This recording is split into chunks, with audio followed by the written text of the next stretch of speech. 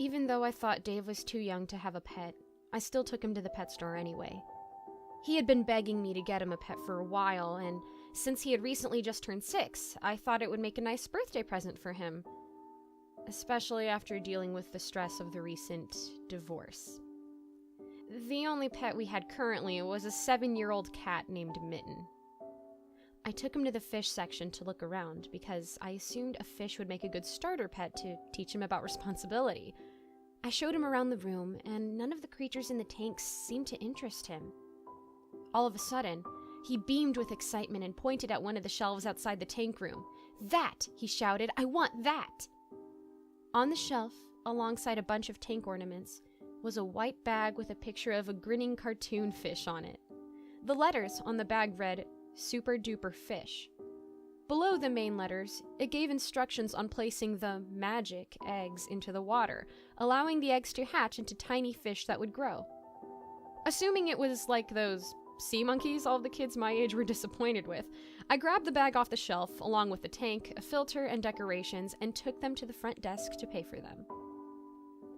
After we got home, we set the tank up in Dave's bedroom.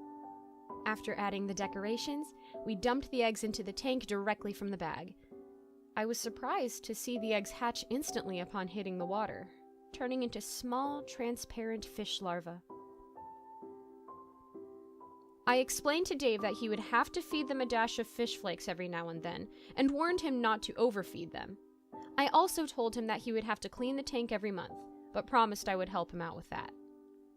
He didn't seem to be too worried about the responsibility or care. He was just overjoyed to finally have his own pets, and I was happy for him.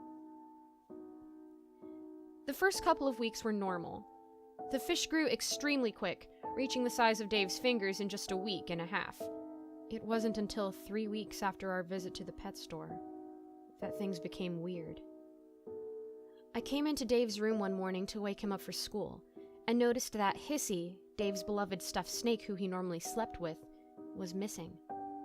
I turned to the fish tank and was surprised to see a mass of cotton floating on the surface of the water mixed with pieces of Hissy's fabric skin. I also noticed Hissy's bead eyes sitting on the bottom along with the tank pebbles.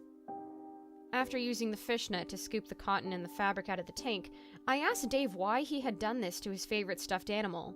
His lip quivered, and tears appeared in his eyes, as if he was saddened to see Hissy dead, before he replied, "The fishies did it." I assume he was playing some sort of game, as I threw away what was left of Hissy and got Dave ready for school. A few days later, as I prepared for work, I grabbed one of my shoes and stuck it on my foot, only to feel a gross, wet squish inside. I looked inside my shoe and saw the squashed remains of one of the fish from Dave's tank.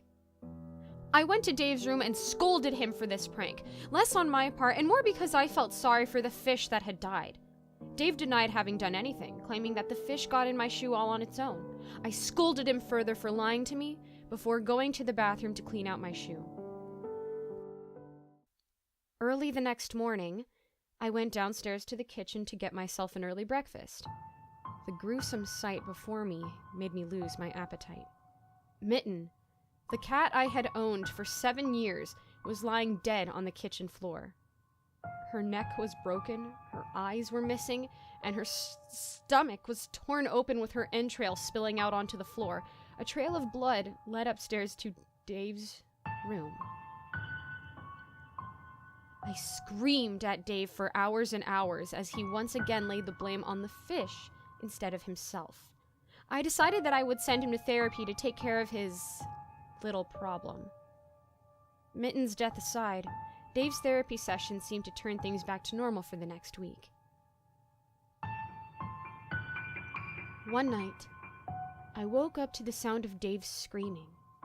I ran to his room, and my stomach churned when I saw that 4 of the fingers on Dave's left hand were missing, with blood dripping down onto the floor.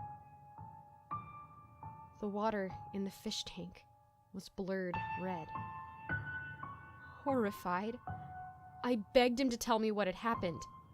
Once again, he claimed the fish did it. Regardless of the actual cause, I dashed to my room and grabbed my cell phone to call 911. As I was talking on the phone, I heard a loud crash in Dave's room. I sprinted back and saw the fish tank lying on the floor, shattered into many pieces. The window was broken, and Dave was gone. I looked down and saw one of the fish from the tank flopping on the floor, with a pink chunk of something in its jagged jaws. I bent down for a closer look. The chunk had the exact same color and texture as Dave's tongue. The police searched, but neither Dave nor the rest of the super-duper fish were ever found.